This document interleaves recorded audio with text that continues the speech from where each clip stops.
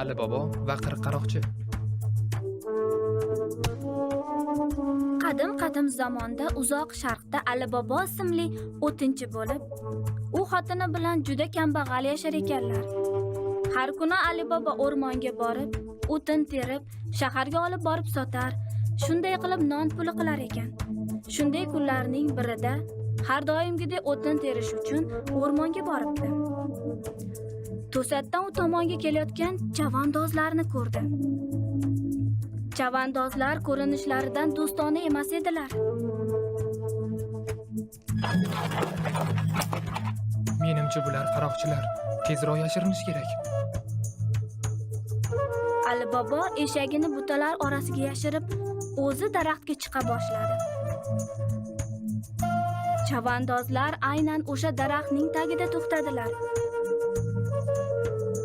Ali bobo ularni jami 40 ta sanadi.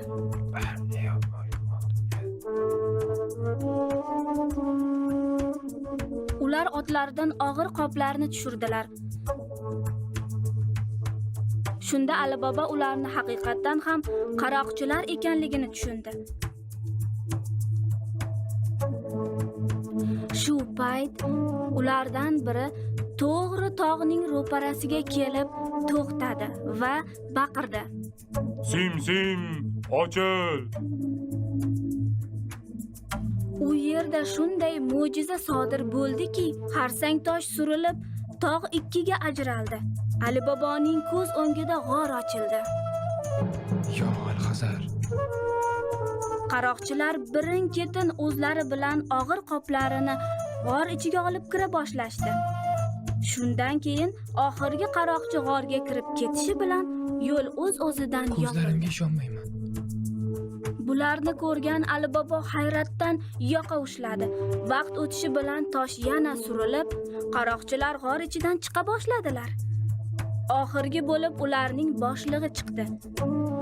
U yana tog' tomon qarab dedi: Sim, yopil! G'or og'zi yopilib, qaroqchilar o'z yo'llari tomon ravona bo'lishdi. Ali bobo daraxtdan tushib, to'g'ri xarsang tosh yoniga bordi. U qaroqchilar boshlig'idan eshitgan so'zlarni aytdi. Sim, ochil!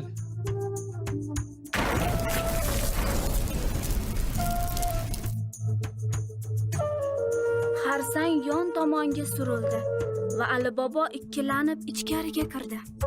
U hayratdan qotib qolgan edi. G'or oltin va kumushga, qimmatbaho toshlarga, olmos va javohirlarga to'la edi. U yon atrofiga qaradi. 3 ta qopni to'ldirib, g'ordan chiqishni o'yladi. U qaroqchilar boshlig'idan eshitgan so'zlarni aytdi. Sim, yopil! Ali bobo oltin to'la qoplarni eshagiga yuklab, uyga yo'l oldi. Uyga kelishi bilan xotiniga qoplarni ko'rsatdi. Xotini ko'zlariga ishonmadi. Ali bobo ularni o'g'irlab olib keldimikan deb o'ylab qoldi. Qayerdan oldingiz buncha oltinlarni? Ali bobo bo'lgan voqeani aytib berdi. Uning xotini bundan xursand bo'lib ketdi. Ular qoplarni bo'shata boshladilar. Voy, keling, qancha pulimiz borligini hisoblaymiz. Yo'q, chuqur qazib oltinlarni ko'mib qo'yamiz. Unda men akangiz Qosimdan amir kosasini so'rab turaman. Ali boboning akasi Qosim boy savdogar edi. Ammo juda ham xasis odam. U hech qachon Ali boboga yordam bermagan. O'tinchi xotinini bundan ogohlantirgan edi. Unga oltinlar haqida ayta ko'rma. Buni hech kim bilmasligi kerak. Ali boboning xotini Qosimning uyiga bordi va undan amir kosasini so'radi. Akasi ukasining kambag'alligini bilar edi va u o'yladi. Amir kosasi sizlarga nimaga kerak? Axir sizlarda pul bo'lmasa. Ali boboning xotini tezlikda yolg'on to'qidi. Ammo bunga Qosim ishonmadi va kosani tagida ozgina asal surtib berdi. Kosani Ali boboning xotiniga berdi. Uyga qaytib kelgach, xotin oltinlarni o'lchashdi. Ali bobo so'ngra ularni ko'mib qo'ydi.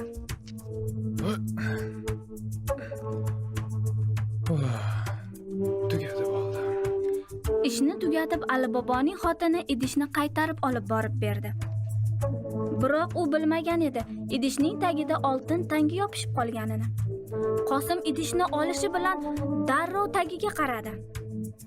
Uni tagida oltinni ko'rib, hayratda qoldi.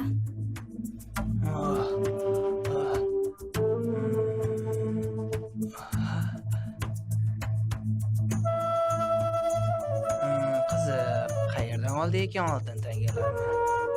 Qosim tuni bilan uxlolmay chiqdi. Erta tongda Aliboboning yoniga keldi va unga kosaning tagida yopishib qolgan oltin tangani ko'rsatdi. Men seni kambag'al deb o'ylagandim. Qayerdan olding oltin tangalarni? Qani aytchi? Alibobo bo'lgan voqeani akasiga aytib berdi va undan buni sir saqlashini so'radi. Aka, bu haqida hech kimga Agar aytma. g'orni qayerdaligini aytmasang, qaroqchilarga qilgan ishlaringni aytib beraman. Ammo aka, Alibobo Qosim aytganini qilishini bilardi. Noiloj qolgan Alibobo akasi bilan g'or tomon yo'l oldi. g'or mana shu xarsang tosh ortida. Endi tezroq keta qolaylik. Qaroqchilar istalgan paytda kelishi mumkin. Alibobo akasi bilan uyga qaytdi. Lekin Qosimni g'or haqidagi o'ylar tinch qo'ymadi va o'zi bilan ikkita eshakni olib g'orga qaytib keldi. Xarsang tosh oldiga kelib, Alibobo o'rgatgan so'zlarni aytdi. Sim ochil. Xarsang tosh qimirlab g'or og'zi ochildi. Qosim ichkariga kirib, ko'zlariga ishonmadi. Oltin uyumlarni yaltirashdan ko'zlari qamashib ketdi. Boyliklar uni aqli hushini tamoman o'g'irlagan edi. U o'zi bilan olib kelgan qoplarni tezlik bilan to'ldirishga tushdi. U qoplarda joy qolmaguncha to'ldiraverdi. Chiqish yo'li yopiq edi. Uni ochish uchun sehrli so'zni aytish kerak. Ammo ochko'zligi sababli so'zlarni unutib qo'ygan edi. Xayoliga kelgan har xil iboralarni ayta boshladi. Eshik ochil, arpa ochil, bug'doy ochil.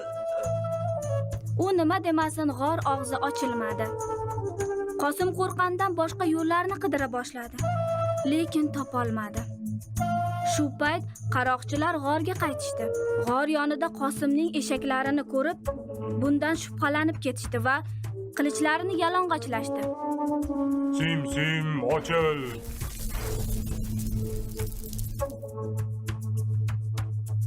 Darvoza ochilishi bilan ular to'g'risida Qosimni ko'rishdi.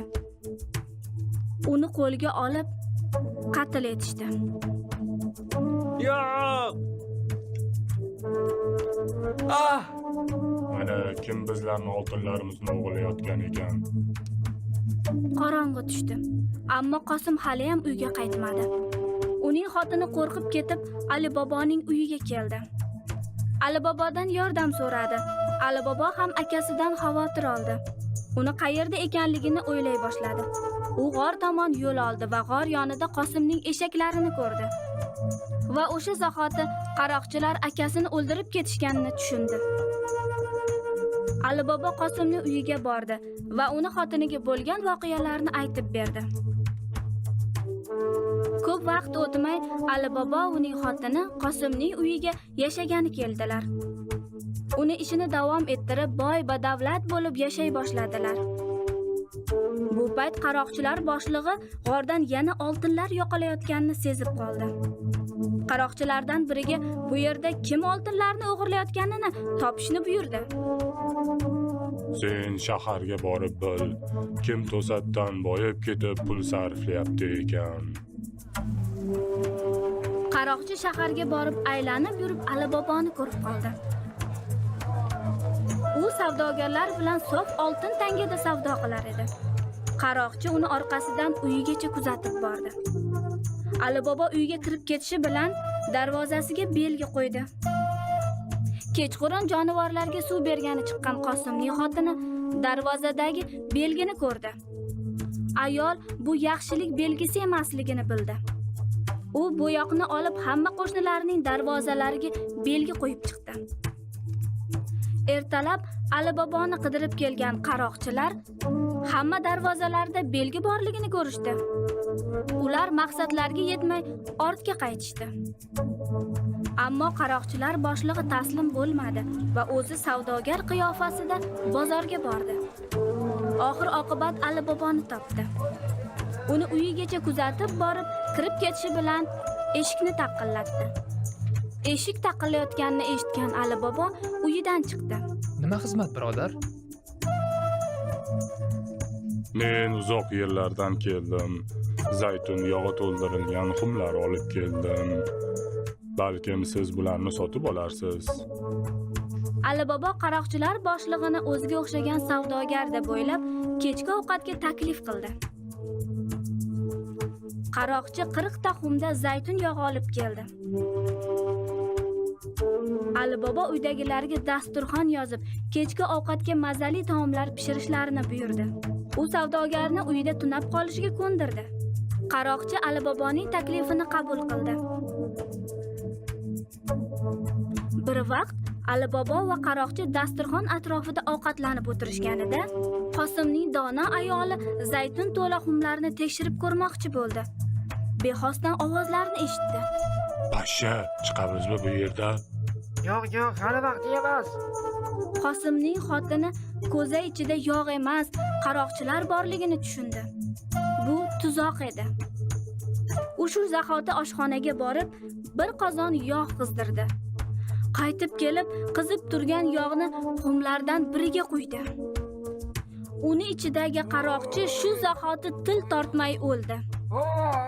Shu ishini 40 marta takrorladi.